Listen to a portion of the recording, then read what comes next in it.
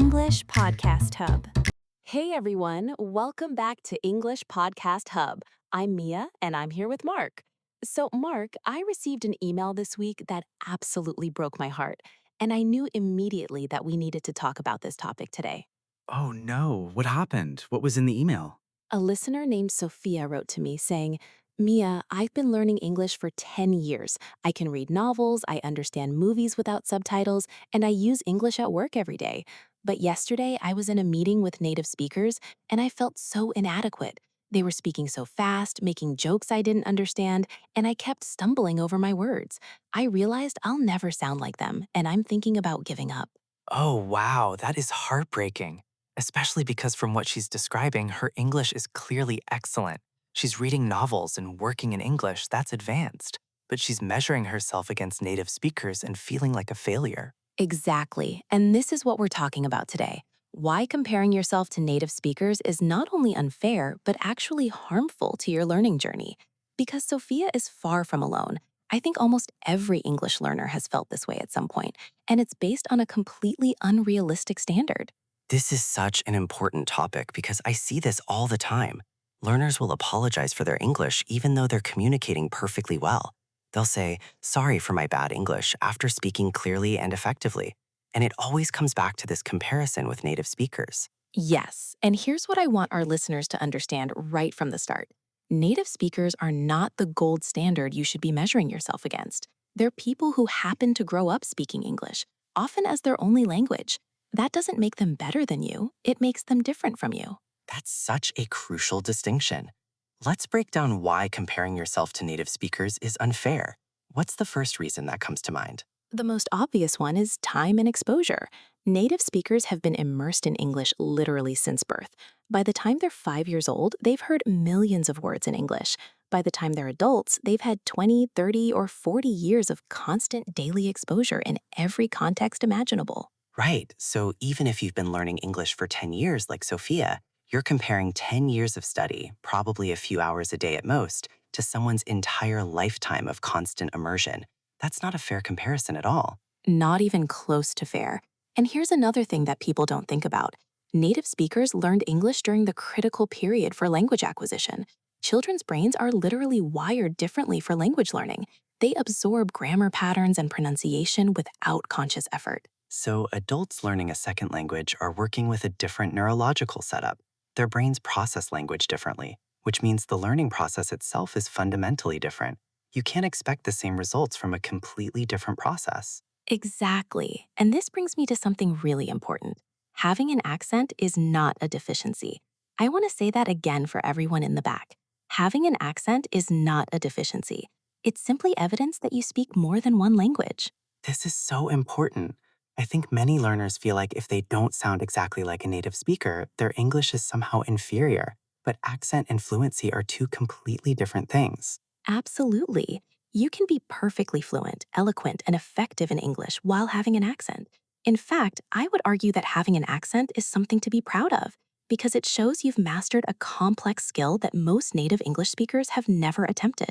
That's a great point. How many native English speakers are fluent in a second language? Far fewer than you'd think.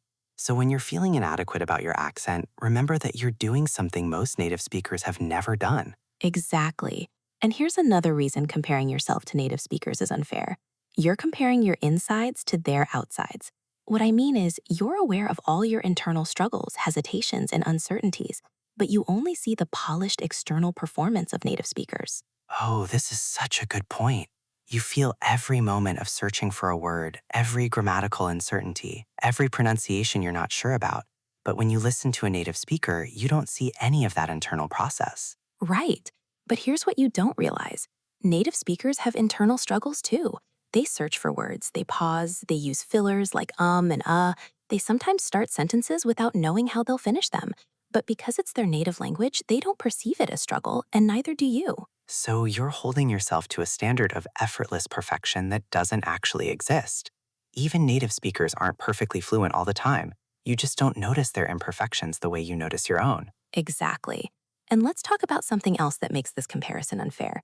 You're probably comparing yourself to educated, articulate native speakers in professional or formal settings. You're not comparing yourself to the average person on the street. Oh, that's a really important point. Can you elaborate on that? Sure. When learners think about native speaker English, they're usually thinking of news anchors, professors, professional colleagues, or characters in movies and TV shows. These are people who are unusually articulate, who often have extensive education, and who are sometimes literally performing or presenting. So you're comparing your everyday English to someone else's professional, polished English. That's like comparing your home cooking to a restaurant chef's best dish and feeling bad that yours doesn't measure up. Perfect analogy. If you actually listen to casual conversations between average native speakers, you'd hear a lot of grammatical errors, incomplete sentences, mispronounced words, and unclear communication. But that's not what you're comparing yourself to. Right. You're comparing yourself to an idealized version of native speaker English that doesn't represent the reality of how most people actually speak. So let's talk about this. If we shouldn't compare ourselves to native speakers, what should we compare ourselves to? Great question. The most useful comparison is with your past self. Where were you 6 months ago, a year ago, 3 years ago? That's the only fair comparison because you're measuring against your own starting point and progress. So instead of asking, do I sound like a native speaker, you should be asking, can I do more in English now than I could before? Exactly. Can you understand more? Can you express more complex ideas? Can you have longer conversations? Can you read more challenging texts? Those are the metrics that actually matter because they measure real progress. And that kind of comparison is motivating rather than discouraging. When you compare yourself to native speakers, you usually feel inadequate. But when you compare yourself to your past self, you can see concrete evidence of improvement. Absolutely. And here's another way to reframe this. Instead of asking, do I sound like a native speaker? Ask yourself, can I communicate effectively in English? Because that's the actual goal of language learning. Right. The goal isn't to disguise the fact that you're a non-native speaker. The goal is to be able to express yourself, understand others, and achieve whatever you need to achieve using English. If you can do that, your English is successful. Exactly. And this brings me to something I think is really important. There's a concept in linguistics called communicative competence. It means your ability to communicate effectively in real situations, not your ability to speak perfectly according to some abstract standard. So, communicative competence is about function rather than form. It's about whether your English works for you in the real world, not whether it matches some idealized native speaker model. Precisely. And let me give you an example. Let's say you're at a restaurant and you want to order food. If you say, I want the pasta, please, with a strong accent and some grammatical imperfection, but the waiter understands you and brings you pasta, your English was communicatively competent. Mission accomplished. Whereas you could theoretically say the same thing with perfect native-like pronunciation and grammar, but if you're so nervous about being perfect that you speak too quietly and the waiter doesn't hear you, your English wasn't communicatively competent in that moment. Perfect example. The second scenario is technically more correct, but the first scenario is more successful in terms of actual communication, and that's what matters in real life. So, the question learners should ask themselves is not, how close am I to sounding native, but rather, can I do what I need to do in English? Can I have the conversations I want to have, read what I want to read, express the ideas I want to express? Exactly. And for most learners, the answer is going to be yes, mostly, or yes, increasingly. And that's wonderful. That's success. The fact that you don't sound exactly like someone who grew up in California or London doesn't diminish that success at all. Now, I want to address something that might be on some listeners' minds. Some people might say, but I want to sound like a native speaker. That's my personal goal. Is that wrong? That's a fair question, and I don't think having that aspiration is wrong. But I think it's important to be realistic about what that goal means and whether it's achievable or necessary. For most adult learners, achieving native-like pronunciation is extremely difficult and may not even be possible due to neurological factors. So it's okay to work toward that goal, but it shouldn't be the measure of whether you're successful with English. Exactly. Work on your pronunciation if you enjoy it and it's important to you.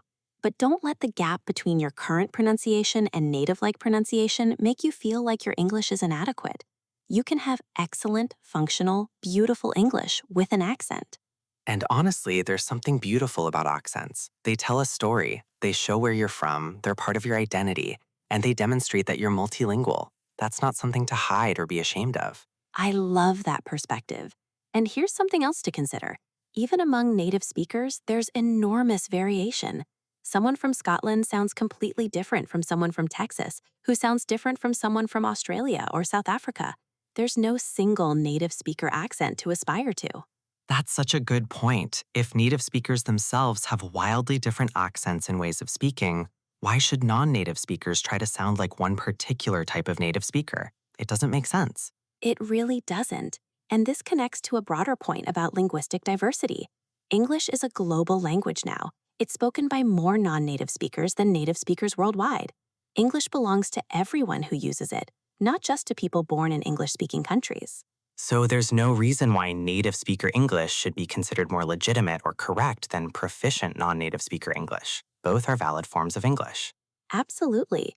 There are linguists who talk about world Englishes, the idea that there are many equally valid varieties of English around the world.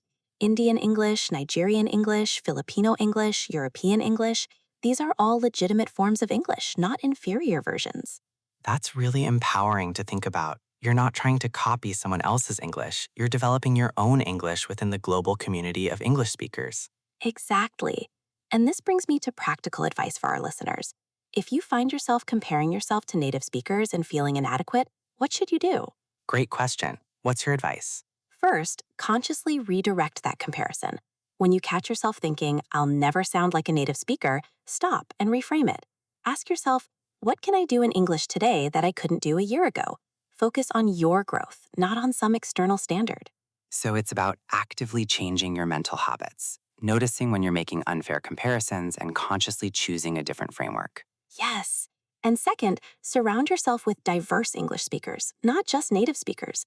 Listen to podcasts by non-native speakers, watch videos by multilingual creators, join conversation groups with learners from different countries. This helps you see that excellent English comes in many forms. That's great advice because it breaks down this monolithic idea of native speaker English and shows you the rich diversity of how English is actually used around the world. Exactly. And third, celebrate your multilingualism. Instead of thinking, I'm not as good at English as native speakers, think, I can communicate in multiple languages, which is an incredible skill that most native English speakers don't have. That's a powerful reframe. You're not deficient. You're actually more capable in some ways because you can navigate multiple linguistic and cultural worlds. Precisely. And finally, set goals based on what you want to do with English, not on how you want to sound. Maybe your goal is to read English literature, or to make international friends, or to work in an English-speaking environment, or to watch movies without subtitles. Those are concrete, achievable goals. Whereas sound exactly like a native speaker is vague, potentially unachievable, and doesn't actually connect to what you need English for in your life. Exactly. And when you achieve those concrete goals, when you finish that novel, when you have that great conversation, when you successfully complete that work project, you can recognize and celebrate those achievements instead of dismissing them because you still have an accent. This is such an important mindset shift. I hope our listeners really take this to heart because I think this comparison to native speakers is one of the biggest obstacles to enjoying your English learning journey and recognizing your own progress. I completely agree. And I want to speak directly to Sophia, the listener who emailed me, and to everyone who's felt the same way. Your English is not inadequate. You're doing something incredibly difficult and you're succeeding at it. The fact that you don't sound exactly like someone who grew up speaking English doesn't diminish your achievement. It highlights it. Beautifully said. You're a language learner, a multilingual person, someone who's expanded their world by learning to communicate in another language. That's remarkable, and it deserves to be celebrated, not compared unfavorably to people who simply happen to grow up speaking English. Exactly. So please, everyone listening, stop measuring yourself against native speakers. Measure yourself against your past self. Celebrate your progress. Use English to do what you want to do in the world, and be proud of your multilingual identity. That's the perfect note to end on. Thanks so much for listening to Easy English Conversation, everyone. Remember, you're doing great, and you don't need to sound like anyone else but yourself. Yes, your English is valuable, your accent is part of your story, and your progress deserves recognition. See you next time.